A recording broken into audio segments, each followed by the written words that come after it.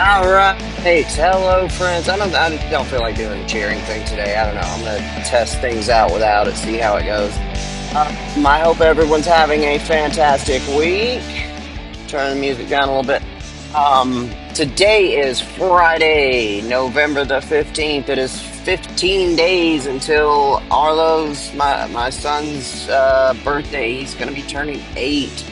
Man, time is going by very, very, very fast. I mean, I know everybody says that, and it's not like I didn't believe it, but when you're experiencing it, just as you get older, everything, yeah, and it's obviously all got to do with perception, and but it's just like the days, the weeks, the months, the years, just everything goes by faster than it used to, it feels like.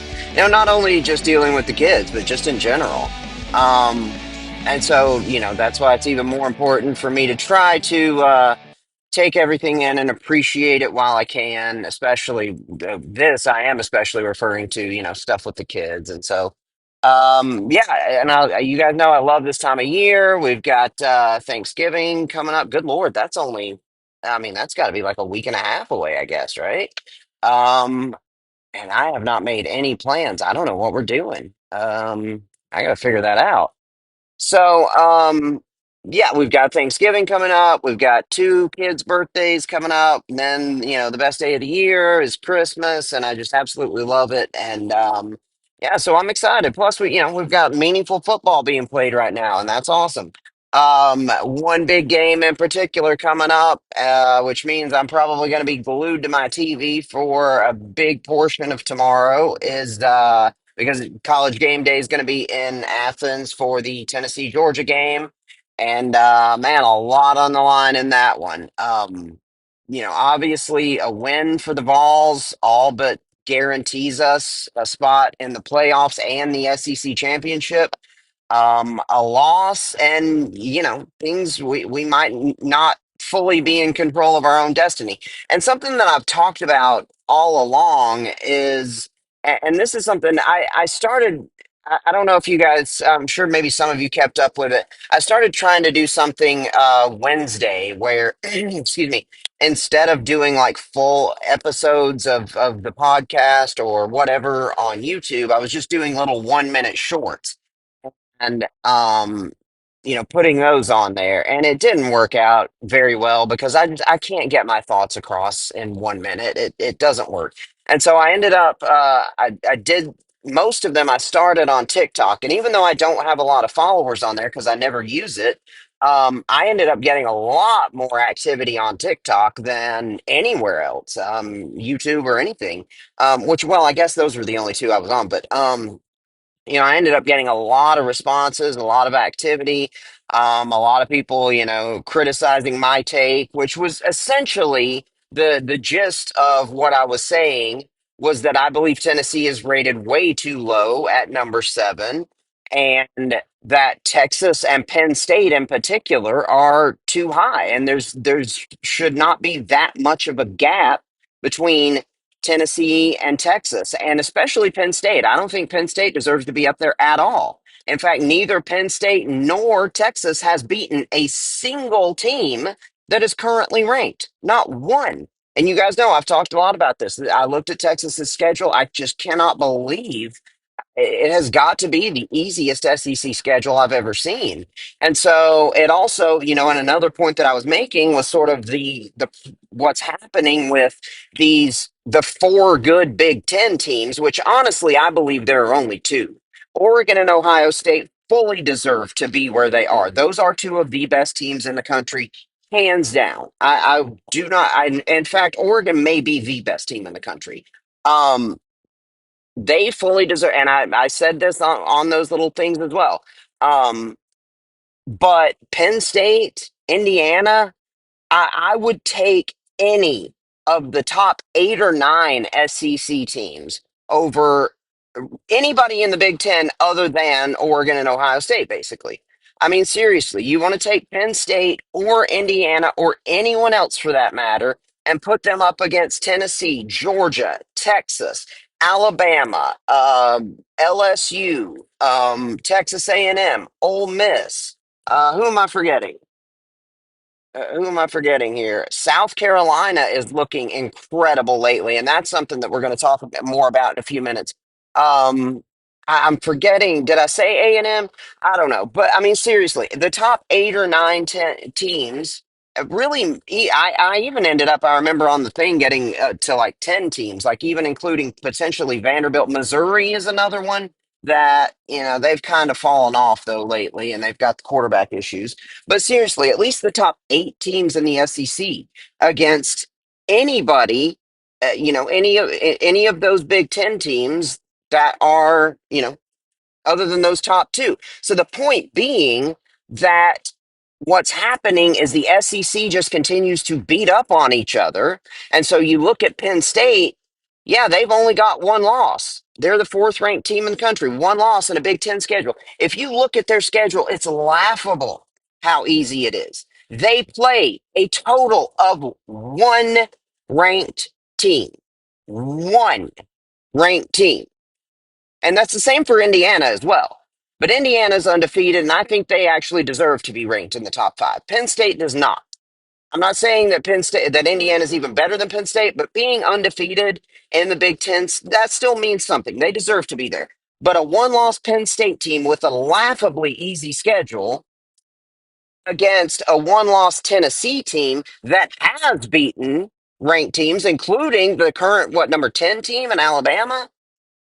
But Penn State has beaten a total of no one. And even Texas, and that's why I was saying I was kind of contradicting myself a little bit, I think, too, in it, because, I was talking about how the difference between the SEC schedules and the Big Ten schedules, but Texas's schedule is just crazy how that worked out. I don't know how it ended up where they don't play anyone, any good SEC teams except Georgia, and they lost that one, obviously. Seriously, Texas's best win this year is at Vanderbilt. That's not even a joke. That's the truth. Unless you want to say at Michigan earlier this season is a better win than that, but I don't think it is. Excuse me. Penn State's best win this year, eh, probably at USC. So I ended up getting into like these disputes with people on TikTok about it because a lot of them were defending Indiana. And I was saying, I'm not hating on Indiana here. My particular problem is with Penn State and then also with Texas being ranked so high in relation to where Tennessee is. A one-loss SEC team, just like Texas, who's actually beaten somebody. Now, that's what, and now here's where the argument, I guess, it comes to the subjectivity of. Are they are they valuing wins more or are they valuing losses more? Because that loss at Arkansas is obviously what's hurting us. But is that loss at Arkansas more, is that being considered more to weigh more than a win against Alabama and everyone else? I don't know. I mean, that's the subjectivity of it. And you can look at it and you can say that yeah, Penn State doesn't have any good wins, but their only loss came against the number 2 team in the country. So if that's the argument that you're making, then it's hard to argue with that. But it just feels to me like it's a pretty clear difference between the strength of these two conferences right now. I mean, seriously, you have several teams, at least 5 teams in the SEC that I think, the general consensus would be they could compete for a national championship this year. We're talking about Alabama, Tennessee, Georgia, Ole Miss, and maybe you want to throw in a Texas A&M. Maybe LSU can still find their way in there if they find, if the tiebreakers work out in their favor and they can get in the SEC championship game. But at least Tennessee, Georgia, Alabama, and Ole Miss are legitimate national championship contenders this year. Ohio State and Oregon are that in the Big Ten. But then you look at the rest of the conferences. So I mean, yeah, you could say it's not a big deal that we've got 4 and they've got 2. That's true. There's not a huge gap there. But if you look at the rest of the conferences, I mean, seriously, give me the ninth ranked team in the SEC over the third ranked team in the Big Ten all day long. I don't even think that it's that there's an argument to be made against that, really.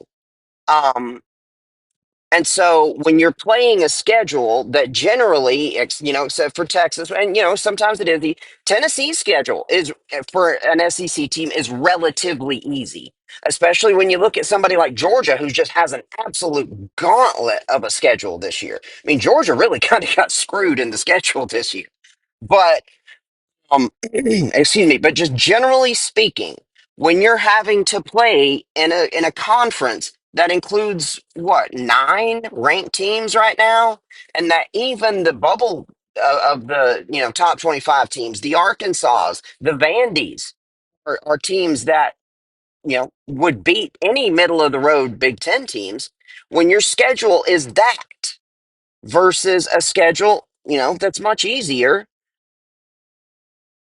how is this decision process going? Like what are they going to be considering? And that's again why I hate this whole committee deal. I said it all along. The obvious solution here is to just take the top four BCS teams and put them in a playoff. Why they had to go and scrap the whole system, I still don't understand. But what they wanted was the eye test, right? That's what they wanted, which is just another way of saying subjectivity. They wanted subjectivity brought into what was a scientific process, the BCS. And back then, this was before analytics was such a big part of the game and such an accepted part of football. And so people still looked at the data and they didn't trust it quite as much, football people versus the analytics people. And so I think if that system were in place now, people would be a little bit more accepting of it. But this is what everyone wanted. That's what kept Florida State out last year. That's what kept a one-loss Georgia out last year was the subjectivity. And so now we have this field of 12, which is much better. But excuse me, there are 2 points that I want to make about this. And see, and this is kind of what I'm talking about. This is why I don't think that whole shorts thing that I was doing is going to work because, my thoughts just like a normal person, I guess, just continue to roll. And I don't feel like I can make any one good point in just a minute because then one thing leads to another. And so, and anyway, it ended up, it was fun. It was cool to get so much, feedback and have a little bit of back and forth with some of the people, but also I care way too much what people think about me, and so that's one of the problems with this in general is that I want the podcast and everything to actually be successful. Even though I don't make a big deal out of it, and I don't, I'm maybe not marketing it too much or anything. It's still kind of just like a fun thing I do on the side. I would like for it to be successful. I'm not gonna lie. I would like for it to grow. But here's the other thing. I care way too much what people think about me, and I'm afraid that if I've never really wanted to be famous. I want to be wealthy because that means, security, that means stability, that means peace of mind and good futures for my children. I would like the money, but I've never wanted to be famous. And so I think that's one of the main reasons why I've always wanted to be an author and why that's still, what I'm going towards. Which, by the way, some good news on that front. I'm only, well, not necessarily the author, but I'm only three more classes. Well, after this class that I'm currently in, two more classes away from finishing my creative writing degree, which is awesome. So by April of next year, I'll have my creative writing degree, and we'll see what we do with that. Mm, But anyway, I got off point there. Um, which I've gotten way, way, way, way, way off any points. And again, this is why that whole system doesn't work with me trying to say something in a minute. Um, but what was I saying? Shit. Oh yeah, like I care too much what people think about me. I don't think I would do well as famous because I would get too wrapped up in social media comments and stuff and that's one of the reasons why even when the YouTube channel or the podcast or whatever, even when it starts to grow a little bit, I think I sort of pull back a little bit because it worries me, especially given the fact that on the YouTube channel, my kids are on there. And I definitely could not handle any sort of bullshit about them. So, I don't know. I don't know, like, but anyway, what I was saying is about the author thing. That's something that I know I'm good at. I know I could be successful at. I know I could become wealthy at, but I wouldn't necessarily be famous, like not like an actor, someone who's recognizable on the street or something. But I could make money. I could be wealthy. I could be successful at it, but I wouldn't have to necessarily be famous at it. And it's something that I could just do on my own. And yeah, I mean, that's one of the main things of it. That just that whole aspect of it that's appealed to me. Um, but anyway, and I know that's contrary to sort of what I'm doing here and saying that I want this to be successful, but it's just sort of I don't know. It's one of the many paradoxes of my life and my personality and my plans and whatever. But I do want this to be successful. I just, but I know that I also would struggle with, having people argue with me and say mean things and shit like that. Excuse me. Anyway, but that was a little bit of what I mean, even though nobody was like mean or anything, that was a little bit of what was happening on those TikTok interchanges was, like I wanted to respond to everybody. And like I just got so wrapped up in it that I was like, okay, this is not going to be something that, is sustainable. And plus, like I said, I feel like I wasn't really making the points the way that I wanted to because I was, A, having to talk so fast, which makes it seem like I'm a little bit more worked up about something than I really am. And plus, having to fit everything into a 1 minute thing, it's like, I can't fit in everything that I'm thinking. Um, and the reason and I know you can do videos more than a minute on TikTok, but I was doing them for YouTube shorts.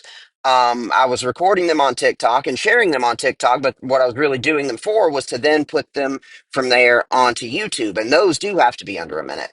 Um, and anyway, so yeah, I don't know. I think I'm still going to do that here and there, just like if I have a quick thought that pops in. Like I did one actually this morning, as a matter of fact, when with me and sis when we were before we left for daycare and work. So I'll still do that from time to time, but I don't know that that's something that I'll be able to consistently do and do as much of as I did on Wednesday. But if you haven't looked at it, go check it out. It's on the Talking Sports at Work YouTube channel. It's also on my TikTok, which I think is at HDW Persley. We've got a lot to talk about today's episode. I am going to get into my betting picks, which, man, I had a great friggin' night last night. How about, whew, yeah, I made some money last night. And I hate betting on the Eagles, man. I just because of the AJ Brown thing, and I hate rooting for them, but I couldn't help myself. I mean, you got to prioritize. Anyway, I'm going to take a quick break, and then we'll get into the Georgia game, as well as my picks and betting tips for this weekend. It just occurred to me that might be a good thing to do with those shorts. Is just like, individual games that I like. That's a good idea. Yeah, I think I might do that. I can't really do it right now because I don't, well, A, I can't do it like right now because I'm driving, but I can't also do it like during the work day because I'm in my work uniform and I don't want that to be on the video. Excuse me, not that I don't look good in it. I'm sure I do, but I just don't want to. I mean, I'm sure everybody who knows me knows where I work, but I don't want to be putting this on there like that, out in the public. Anyway, but that is a good idea. I think I am going to do that. But I'm also going to continue to do them on here. But I've spent the first 19 minutes of the show just talking about bullshit. So, uh, first things we'll get to some thoughts on the Vols real quick.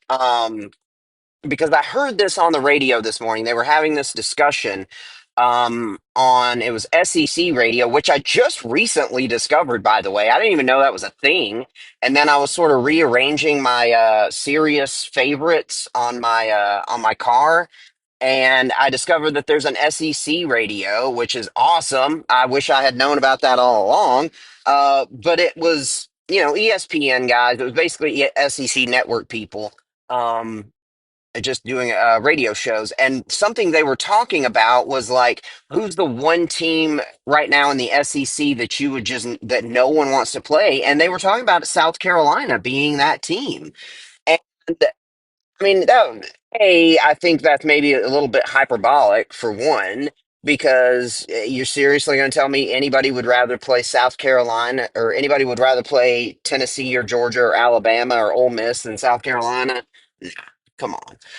But I get what they're talking about. But one of the things that bothered me with it was they were saying that South Carolina has the best defense in the SEC and that the offense is starting to get rolling now over the last couple of weeks as well.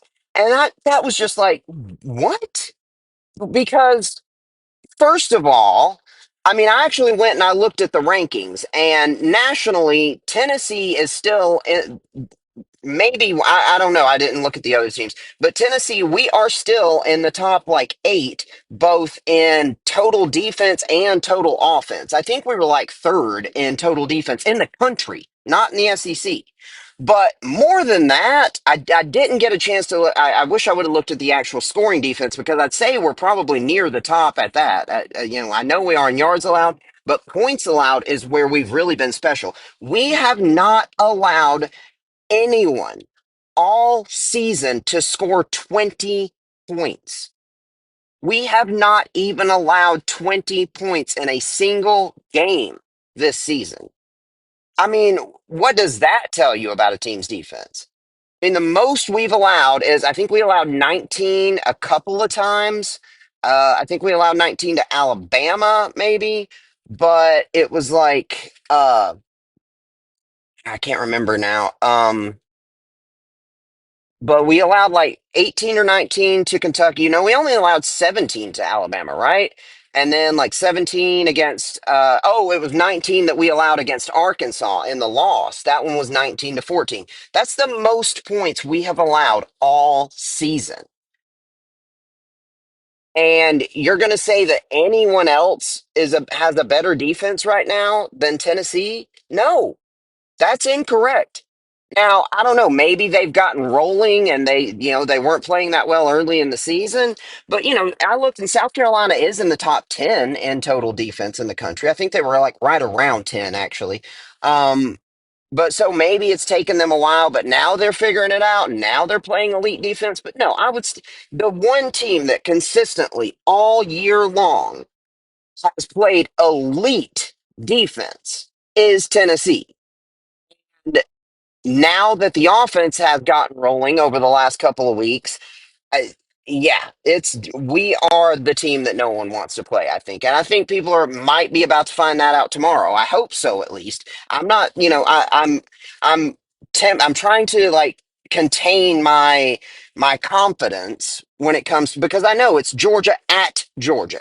If this was in Neyland, I would be a lot more confident, but at Georgia, and again, that's what I was trying to get at a while ago, and I totally lost track of what I was saying, was the reason why I'm making such a big deal about the rankings right now. I know that a lot's going to change. I know that these things will work themselves out, but we're not just worried about getting in right now. I mean, most likely Tennessee is going to be in the 12-team playoff. That's not all that I'm worried about. What matters is where we're going to be playing, especially, in that first round. If we do not win the SEC championship, then we want to have that first game. Can you imagine playing a playoff game, Neyland Stadium at night? Holy shit, that would be amazing. I mean, that would be that would be like seismic loud. That would be I, I mean, that's a huge, huge, huge difference. And that's like what I'm saying, the difference between playing between the hedges at Athens this week and playing at Neyland. There's a big difference. So the fact that Penn State, who has not beaten anyone all season, is currently ranked fourth, and unless they just collapse, they're not going to lose any more games. They're essentially guaranteed a home playoff game. That's not right. Over that they should be guaranteed that over Tennessee. I do not think that's right. I think Tennessee would beat Penn State on a neutral site, definitely in Neyland, and hell, I think we would beat them in their own building. But it's a big difference. So it's not just that I'm worried about Tennessee getting in. I'm worried about Tennessee getting in and hopefully having at least one home, having a game at home in the playoffs. That's why these current rankings matter. Because let's say that, excuse me, the number two team and the number three team, Texas. Let's say they do lose a game. Let's say they lose at Arkansas this week. That's going to drop them, but it's going to drop them what? Six, seven, eight spots? They're still going to be in the top 12. But if Tennessee loses another game, now losing to Georgia is different than losing at Arkansas, I understand, and they would have to take that into account. But we already did lose at Arkansas for one. But if we lose a game at seven and we then drop four, five, six spots, that's we could be out of it altogether. So that's why these rankings and where teams currently are does matter. And again, I know it's all going to change and it will all likely, hopefully, work itself out. But where teams are ranked right now is not irrelevant. It does matter. Penn State only has to friggin', hold serve and not screw themselves because they don't play anybody, and they're guaranteed a home playoff game. Now, maybe Tennessee goes in and beats Georgia next week and they do what they should and they bump us ahead of Penn State and they bump us maybe ahead of Texas. But I don't know. I don't know. So far, and that's my problem with all of this. So far, this committee has not shown a lot of consistency. And and and again, it's all just up to this group of people who are, yeah, they're all somewhat in the industry, but it's not even, I trust the AP people more because these are media people that this is their lives. These are sports media people in that committee, there's only one sports media person, a former sports media person, because you don't want the conflicts of interest. And so you've got some athletic directors that deal with a lot of other sports, not just football. You've got, like university presidents and things like that. But people who really, I don't know how that their experience and their status matches up. You've got one or two former coaches in there, people who I just don't know how this was the committee that was chosen. And I don't know that I trust their qualifications to be making these subjective choices. Whereas the BCS was a totally, scientific system. It went by the AP poll, it went by the coaches poll, and then it went by all the, data and analytics beyond. Anyway, I'm all over the place with this. The last thing that I wanted to say before we get into like the picks and betting stuff that I like is, excuse me, it does look like everything I've been saying, everything that Coach Heupel's been saying is, hopefully going to still be true. Now the media is also agreeing that it looks like Nico is going to be good to go on Saturday, and now we're starting to see with that news the line moving back and moving down and moving in our favor a little bit. Um, and so, I've said all along, I don't know any more than anyone else, but I'm going to go by what the coach says. And I know that whole concussion protocol report from Pete Thamel worried some people. But, what I was saying is that, when we hear concussion protocol, we automatically think of the very strict, very, publicized concussion protocol from the NFL. But that's not what this is. The NCAA, the SEC, there really isn't a concussion protocol. It's up to the teams to set their own concussion protocol. So if the head coach is saying that we expect him to play, then I'm going to believe that that's the case. Now, again, this could be some sort of gamesmanship. I don't know, but I don't know any more than anyone else. But all I was saying all along is that I'm going to go by what he says. And all week, that's what he's been saying is that we expect him to play. And now it sounds like the media reports are starting to agree with that, which is really good. So anyway, I'm going to take one more quick break and we'll get into the bets. I hope that you haven't been just listening to me ramble for half an hour waiting for me to get to the betting stuff. I'll be right. All right, hey friends, back again. So I don't know if you can tell it in my voice, but it feels like I'm getting sick or something. My voice is kind of going in and out a little bit. It's a little bit scratchy and my throat's a little sore. And I really hope I'm not getting sick. My son had a little cold a few days ago, and now my daughter is also having the sniffles. And I hope it's not that.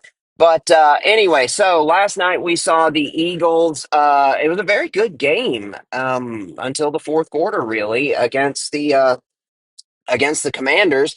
But I had a couple parlays on it where I had, I think it was like uh, I had the Eagles winning by one of them was 4.5, I think, and then also Saquon Barkley over 100 yards.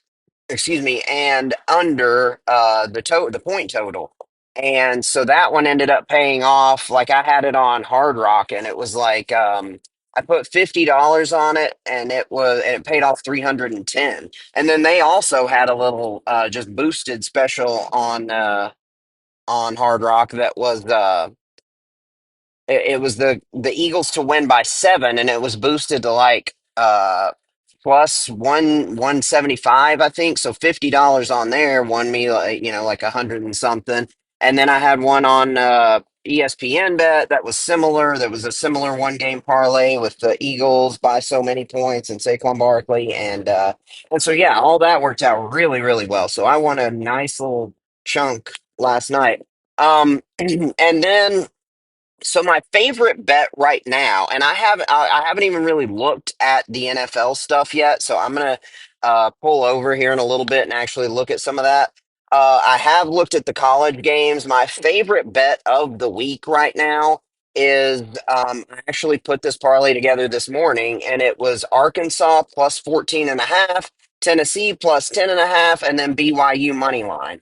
And on ESPN bet, they always do, little parlay boost. So it starts at plus just that bet on its own is plus 420. And then if you do their little parlay boost, it gets it up to plus 547. So a $20 bet on there can win you 129.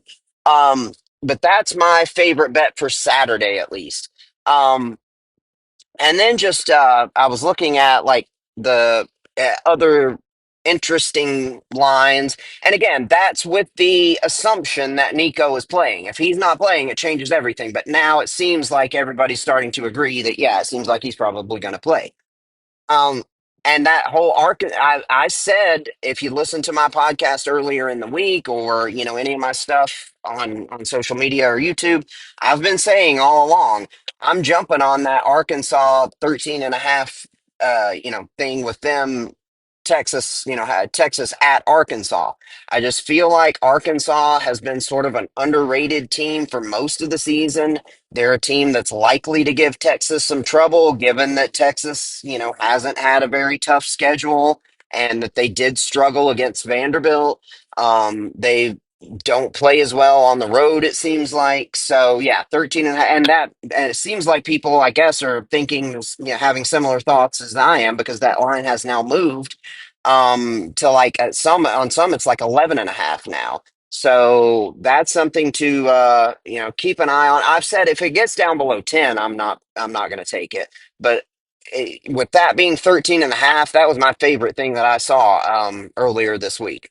Um, Now, again, none of this is guaranteed. Take anything I say with a grain of salt, but I just feel like, I have watched Arkansas a good little bit this year, and I think they're going to give Texas some problems. Honestly, if you feel like really gambling, I'd say maybe put a few dollars on the Arkansas money line because I've said I still think Texas is going to lose one more game, and the two games that have really stood out are either this one or the A&M game. I think they are going to lose one of those two games. So, I might even take, I don't know, not much, but maybe a few dollars and put on the Arkansas money line just in case. But I do think Arkansas is going to give them problems, and I do think it'll be a relatively close game.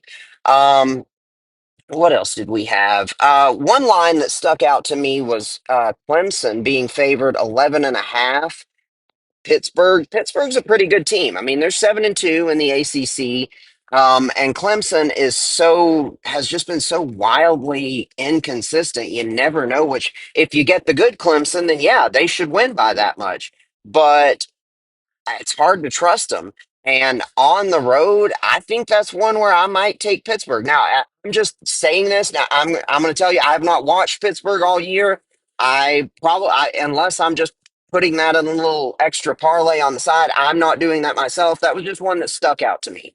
I do not know enough about the ACC in general to really tell people, that you should do that, but that was just one that I found is a little bit interesting. It was also interesting seeing that Colorado is favored by 11 over a decent Utah team.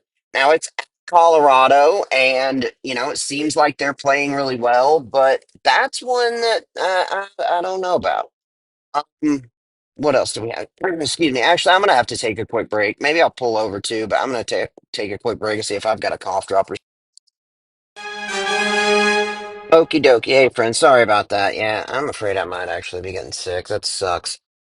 But I got a cough drop. I got an Alka-Seltzer cold currently brewing in a water bottle here. Um, but moving on to some interesting lines. LSU, Florida is a 3.5 point favorite, and that one stuck out to me because it feels like it should have been a little bit more. I mean, LSU, I think, has beaten Florida like several times, like 4 or 5 years in a row.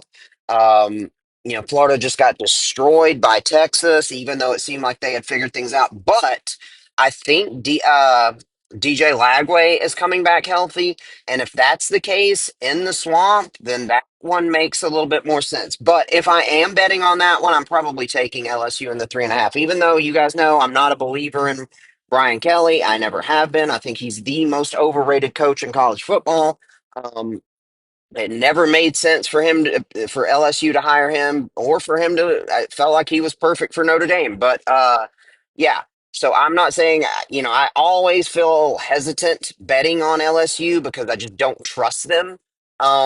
But yeah, I don't know. Now that I'm kind of talking myself out of it, but that's one that I'm at least going to be interested to watch and see how it plays out because Billy Napier is coaching for his job at this point, and if he can win this one and string together a couple more before the season's over, which yeah, yeah, yeah. If he could string together, then that might give the fan base some more faith. Now, the Florida people in charge have already said that he's coming back next year, and I know that's got a lot to do with the recruiting class, the NIL deals that are in place. But I mean, honestly, look, they're like 30th in recruiting for this year's class, so I'm not even sure that that's worth. But the guys that are currently on the roster, I think, are the ones that they're worried about more than the incoming recruiting class. Anyway, bear with me just a minute. Drinking some of my Alka-Seltzer cold there. But that was one that just looked interesting to me. Another interesting one was Nebraska getting 7.5 USC. I have liked betting on Nebraska this year, excuse me, because there have been instances like this when they've been big underdogs, but they've got a really talented team. They've got a super talented quarterback. They've got a really good coach, but they've also just failed to really put it together the way that I thought that they would. Like early in the year, it looked like this team could really maybe go somewhere. But now, um, I think they're 5-4, and so I don't know. But USC is only 4-5. Lincoln Riley could very well be out the door on his way out the door, especially if he loses this one. But that's one that's just so crazy. That whole situation is just so crazy. It seems like nobody can seem to have success at USC anymore. Lincoln Riley was considered, one of the hottest commodities in football. I mean, there was all that talk about can the Cowboys will they hire Lincoln Riley? And other NFL teams wanted Lincoln Riley, and how quickly he has fallen now after going to USC and just failing to do anything really there. Yeah, so that's kind of an important game for both teams, especially USC though. So maybe that's a part of what's going into this. And this is sort of like a must win, and it's at home. But I'm feeling like I might take Nebraska in that 7.5 there. Um, excuse me. Another one that just jumped off the page to me when I looked at it was South Carolina being favored by 14 against 23rd ranked Missouri. Now, That's also what I think brought up that whole discussion that they were talking about on SEC radio this morning. Um, because it just seemed like that line had to jump out to everybody. You know, when you're seeing South Carolina, the 21st ranked team, playing the 23rd ranked team, and they're getting, they're favored by 2 touchdowns. Um, I think that was kind of a surprise to everyone. And South Carolina is one of the more dangerous teams right now. Don't get me wrong. And from what I've seen from Missouri this year, man, they had I felt like they were really overrated going into this season. They started in the top 10 because they finished last year so hot. Um, and I still don't think Brady Cook is healthy. He might even be out for the season. So I don't know what their quarterback situation is there. But still, it feels like that is a lot for a 23 versus 21 SEC matchup. So I'm probably going to put my money, if I end up messing with that one, I'll probably end up going with Missouri because that's just a lot of points to be getting. But again, it all depends on their quarterback situation. Maybe I should have looked it up beforehand, before doing this podcast. But yeah, you can do your own research there, see how you feel about it. Excuse me. And then I think there were one or two other ones that I liked. And then of course Tennessee as a 10-point underdog at Georgia. I still like that. And I normally stay away from betting on Tennessee games because I mean, you just don't want to do that. You know that you're subjective when it comes to your own team, but that was just one that all along to me felt like, how could we be a 10-point underdog? And it felt like a big part of the reason was the uncertainty about Nico. But now that we're starting to hear that, he's more and more likely to play, I think that line's coming down a little bit. It's already moved, it moved half a point this morning. And I would imagine it's probably going to keep moving down just at least a little bit more as we get closer to the game on Saturday. Excuse me. Sorry, finishing my Alka Seltzer cold there. Um, But yeah, that's one I like Tennessee in the points, and maybe I'm subjective, but yeah, I think that game is going to be close no matter who ends up on top. I think people are going to be reminded that, hey, actually, this might be the best defense in the SEC and maybe in the country. Um, and with the way Georgia plays on offense, the fact that we haven't allowed anybody to score 20 points this year, I don't think they're going to be the first ones to do it on us.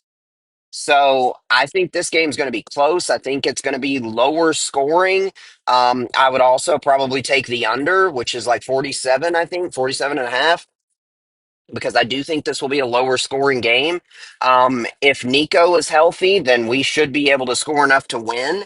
And I just don't trust that offense at all. They're also without Trevor Etienne. Carson Beck has been a turnover machine. It just feels to me like, and look, I know the Vegas guys are sorcerers and they have some sort of deal with the devil and they know things that no one else does. And so I'm not saying I'm smarter than them, but I'm just saying, this is my feelings on this. I am very comfortable taking Tennessee in 10 points, and especially if you want to play around with it a little bit or just take the under there, because I'm even more confident in that, honestly. I definitely don't see Georgia scoring a lot of points. And with his, it's still a Georgia defense. I don't know that we're going to be able to score that much. So that total honestly seems a little bit high to me. Anyway, then you've got Oregon at Wisconsin. That one at first I looked at it and I was like, man, Wisconsin should be pretty good. I mean, could they keep it within 2 touchdowns? But they can't. Oregon is probably really is, I think, maybe right now the best team in the country. And or when Wisconsin has played good teams, they've gotten the crap beaten out of them. So I'm not betting on that one, but that was one that at first I saw and I was like, maybe I'll take those points. But no, no, I am not doing that. Um, excuse me. It feels like there was one other game, and that was the BYU one. Kansas at BYU. I don't know why that line is so low. I don't know that much about these teams, but I looked at BYU's schedule when I was doing my whole thing Wednesday, excuse me, about the college football rankings because they jumped BYU ahead of us. BYU is an undefeated Big 12 team. They actually have some quality wins on their schedule, though. They have beaten teams like Kansas State. They beat SMU. They beat who else was on there? They've beaten some pretty good teams. So the fact that they're at home against Kansas, who's been wildly I guess disappointing this year. I mean, it looks like Kansas football again, even though they had a good stretch there for a short time. Yeah, I don't know why that line's so low. Maybe there's some injuries there, but I'm taking BYU in that one. I'm going to take a quick break, see if I can pull over for another minute, look at some NFL stuff, and I'll be. Hey, friend, sorry, I had a little interruption there. Man, I hope it's been recording this whole time, dude. I don't know. Bear with me just a moment. All right, friends. I don't know what the hell is going on. Here, let's do this. So that works again. I don't know what the hell's going on, but I think did not save the entirety of my NFL betting analysis. So I'm just going to go back through it really quickly. I tried to check it out, but it's hard to. This app sucks. Okay, so the Ravens 3-point favorites against the Steelers. I'm taking the Steelers and the points there. So these AFC North games are always tough, and the Steelers actually have a passing game now with Russell Wilson, and the Ravens have a horrible pass defense. The Packers, I'm taking as 5.5-point favorites against Chicago. I'm taking the Colts as a 4-point underdog. Inexplicably, the Jets are still favored in a lot of games. The Rams and Patriots, I'm not betting on that one because that one's just the Rams are inconsistent and the Patriots can surprise you. The Dolphins is a 7-point favorite against the Raiders. Move that one down to 6.5, and I'll take it for the Dolphins. They are a much better team now that Tua's gotten back, and I think they can string together some wins and maybe even make a push to get into the playoffs as a wild card. I'm not messing with the Browns and Saints. Both those teams suck. I'm not messing with the Vikings and Titans because I'm not even getting into the Titans. The Jaguars are a 14-point underdog against the Lions, who may be the best team in the NFL, but 14 points is a lot in an NFL game. Trevor Lawrence, I think, is still hurt, so I don't even know who's going to be at quarterback for the Jags. But give me the Jags and the 14 points. This is the NFL. Any given Sunday, that's a lot. That is a big, big line. The Falcons are a 2-point underdog at Denver. I think I'd take the Falcons in that one. The Niners 6.5-point favorites against Seattle. I like the Niners there.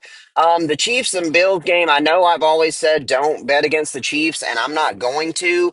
But it's always kind of felt like if there's a game that they are going to lose, that's the one everyone had circled. So we know that game's going to be very interesting, if nothing else.